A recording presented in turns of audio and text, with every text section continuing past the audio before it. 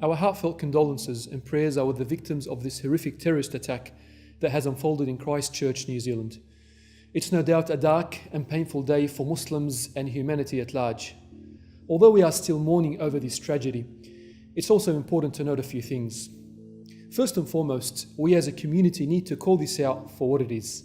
This is a terrorist attack on innocent, defenceless Muslims in their own mosques, which serve as the heart of their community.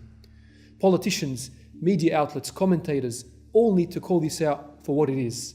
This is white supremacy. This is right-wing extremist hate. This is racism. And above all, this is terrorism.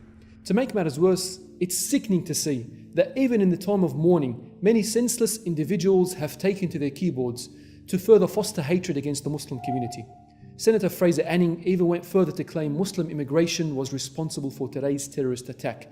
It's about time we take a stance against such extremism and drive it out of our communities. Perhaps the same resolve and dedication our Prime Minister showed to stopping radical Islam should be applied to stopping extreme radical white supremacy, which is alive and well in our country.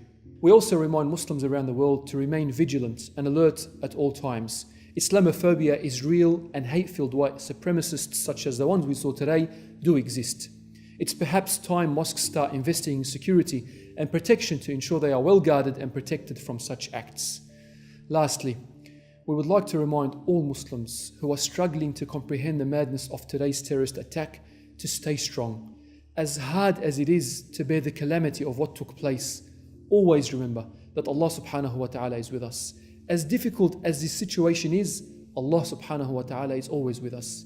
Remember that these people died on a Friday, in a masjid, in the most beloved place to Allah subhanahu wa ta'ala. We ask Allah subhanahu wa ta'ala to accept all the victims today as martyrs, spare them from the trials of the grave, and grant them a swift entrance into paradise. May Allah subhanahu wa ta'ala grant us peace in this world and restore sanity to our communities.